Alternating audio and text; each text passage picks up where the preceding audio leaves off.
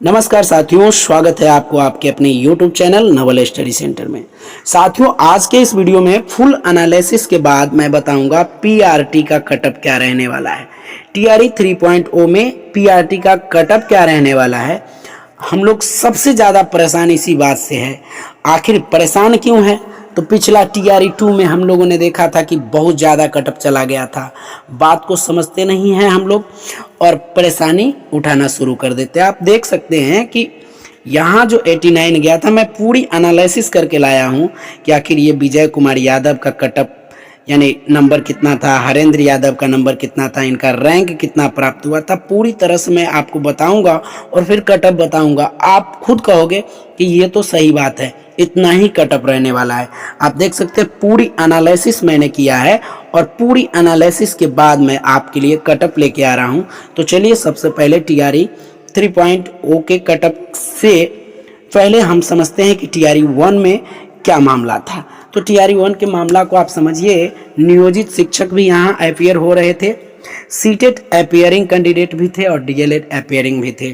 Total 4 lakh candidate थे और paper का लेवल हाई था। फिर भी कटअप 67 कैसे चला गया? तो आप सब जानते हैं साथियों, लगभग 32,000 जो है शिक्षक कौन हुए थे? तो ये नियोजित शिक्षक बहाल हुए थे। जो ऑलरेडी शिक्षक थे उनकी बहाली 32,000 हुई थी। लगभग 40,000 प्योर कैंडिडेट थे। लेकिन इस प्योर कैंडिडेट में तो आपको मालूम होगा कि प्रत्येक जिले से लगभग 300 से 400 कैंडिडेट फर्जी निकल रहे हैं। तो इस हिसाब से तो आप कह सकते हैं कि लगभग 10,000 कैंडिडेट जो है वो फर्जी वाले थे। तो जिसके कारण हमारा कटअप जो है उस समय भी 67 जनरल में चला गया था। नहीं तो उस समय भी कैंडिडेट हमारा कटअप जो होता वो लगभग 60 के इर्द गिर्द होता यदि प्योर कैंडिडेट को लिया जाता। तो अब उस समय का कटअप हम देख लेते हैं एक बार। मेल का फटाफट में 67 था, ओबीसी का 60 था, ईडब्ल्यूएस का 56 था, एबीसी का 55 था, एससी का 47, एसटी का 46 नंबर। फीमेल में बात करें तो 57, ओबीसी का 50 था, ईडब्ल्यूएस का 48 था, एबीसी का 44 था, एससी का 39 था और एसटी का भी मेल फीमेल में 39 ही था।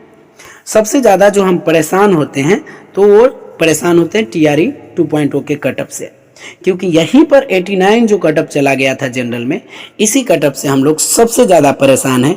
आखिर ये 89 गया क्यों था? इसके पीछे जो भी मामला है इसको पहले समझ लेंगे, तभी आपको समझ में आएगा कि इस बार का कटअप क्या रहने वाला है। और ये जो देख रहे हैं, एक ये जो है हमारे लिए ना एक फॉल्स कटअप है। समझ लीजिए कि जो कहा गया था उतनी सीट तो बहाल भी नहीं की गई थी।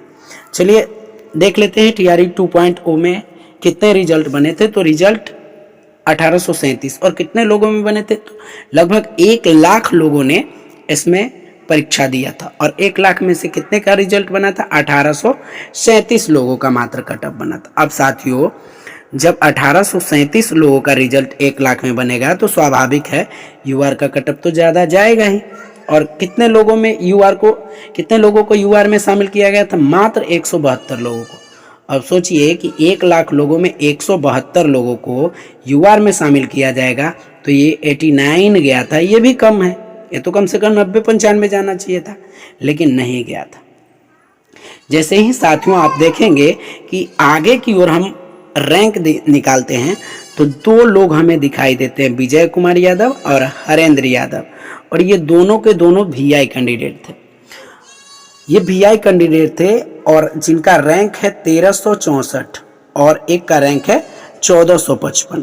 अब 1455 नंबर तक जाने में, यानी 1455 लोग जो है, इनसे 1454 लोग तो पीछे है, 1455 में नंबर पर ये है तो इनका नंबर आ रहा है 81।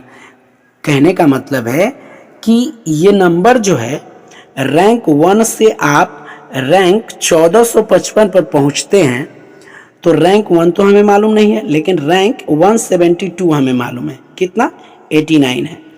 और यहाँ पहुँचने के बाद 172 से 1455 तक हमें पहुँचने के बाद नंबर मिलता है 81। अब आप सोच सकते हैं कि 172 से लेके हम जाते हैं 1455 पर तो हमें तो 81 नंबर मिलते हैं। और इस बार सीटें कितनी हैं? लगभग जनरल का 4000 मेल में और 4000 फीमेल में। तो हम जब यहाँ से आगे बढ़ेंगे 1455 से जो ही आगे बढ़ेंगे, तो हम चलते हैं 1455 से मान लीजिए 2500 तक। तो जैसे ही हम 2500 तक जाएंगे तो आप समझ सकते हैं कि 81 से कम 3-4 नंबर तो नीचे जाएगा। तो आप समझ लीजिए कि ये 81 से 3-4 नंबर 78 पर चला जाएगा। और जब हम 2500 से ऊपर जाते हैं, 2500 से 4000 रैंक तक हम जाते हैं, जहीं हम 4000 रैंक तक जाते हैं तो 78 नंबर में 2-3 नंबर तो और कम हो जाएंगे, तो ये पहुंच जाएगा 75 के अप्रोक्स में। तो कुल मिला के कहने का मतलब है कि इस बार का यूआर का कटअप जो होने वाला है यही होने वाला है, 75 नंबर। और आप सोच सकते हैं, इस पर विचार कर सकते हैं कि क्या यूआर का कटअप 75 नहीं हो सकता है। क्यों नहीं हो सकता है? क्योंकि आप देख सकते हैं कि 172 से जैसे ही ये 1455 तक गए हैं तो इनका नंबर 89 172 वाले का था और 1455 वाले का 81 नंबर हो गया था। 8 नंबर का डिफरेंसेस आया था 1300 कैंडिडेट के बीच। जैसे ही 2600 करेंगे तो 4-5 नंबर का और डिफरेंसेस आएगा, 4000 तक लेंगे तो आप सोच सकते हैं कि ये 75 के इर्द गिर्द रहने वाला है।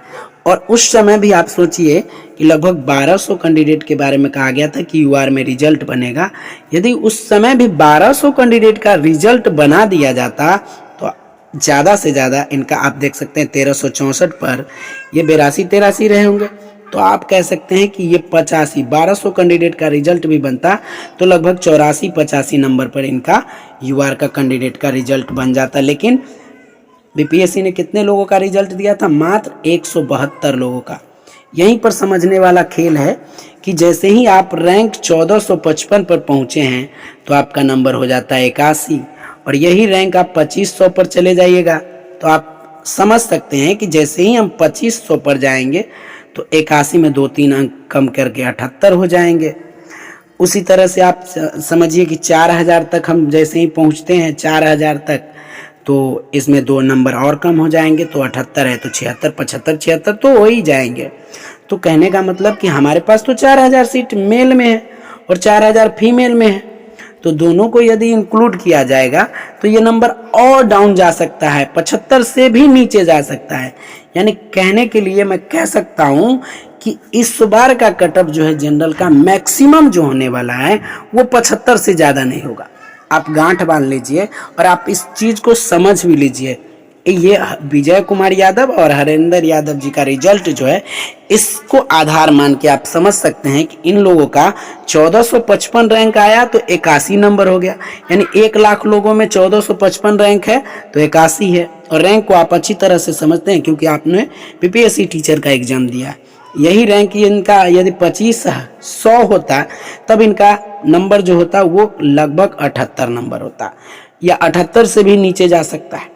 यही हम 4000 पर ले जाते हैं इनको तो 75 भी हो सकता है। यानी जैसे जैसे आप नंबर को कम करेंगे आपका रैंक ऊपर होगा, और जैसे जैसे आपका नंबर बढ़ेगा वैसे रैंक आपका नीचे होगा। यानी आप सोच सकते हैं कि फर्स्ट रैंक वाला का 95 और 100 रैंक वाला का 90 भी हो सकता है। तो इस तरह से आप समझिए कि लगभग 4000 कैंडिडेट का रिजल्ट बनता है तो आपका 75 नंबर पर रिजल्ट बन जाएगा। यदि बीपीएससी इस बार या सरकार इस बार खेल न करे तो लगभग पूरे के पूरे सीट जो हमारे पास 28000 है, 28000 के 28000 पर रिजल्ट बना दे सरकार, तो हमारा कटअप क्या रहने वाला है उसकी चर्चा कर लेते हैं। तो यहाँ पे आप देख सकते हैं कि हमारा जो इस बार का कटअप रहेगा मैक्सिमम, मैं बता रहा हूँ मैक्सिमम, इससे ज़्यादा संभव ही नहीं है। इससे ज़्यादा कटअप जाने की कोई संभावना नहीं है। यदि सरकार पूरी की पूरी सीट पर रिजल्ट बनाती है तो यूआर का कटअप 75 होगा, ईडब्ल्यूएस का 65 मेल में होगा, ईबीसी का 62 मैक्सिमम होगा, 60 भी आप कह सकते हैं। ईबीसी का 60 नंबर आप ले सकते हैं, बीसी का 68, इससे ज़्यादा नहीं होगा, एससी का 50 और एसटी का 50 मेल में रहने वाला है।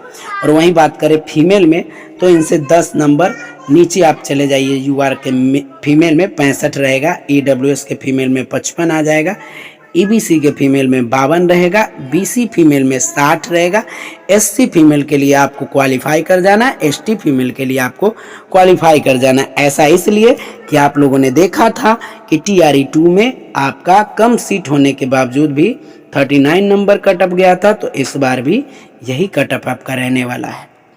तो साथियों ये आपका मैक्सिमम नंबर है। यदि इससे 2-4 नंबर आपका कम आता है तो आपको घबराने की ज़रूरत नहीं है, क्योंकि आपको मैंने कटअप का गणित बताया। 89 से हम लोग सबसे ज़्यादा घबरा रहे हैं और इससे घबराने की ज़रूरत नहीं है, क्योंकि 172 लोगों को इंक्लूड किया गया था तो 89 कटअप गया था, और वहीं पर 1455 लोगों को इंक्लूड किया गया था कटअप में, तो ये 81 नंबर पहुंच गया था। और बताइए कि यदि 2500 लोगों को इंक्लूड करता तो ये 75 के 78 के इर्द गिर्द आ जाता, और वहीं 4000 लोगों को जब इस बार इंक्लूड किया जाएगा तो ये कटअप 75 के इर्द गिर्द रहने वाला है। तो साथियों आपको ज़्यादा वीडियो देखने की ज़रूरत नहीं है, यही कटअप आपका रहने वाला है। 1-2 अंक ऊपर नीचे होगा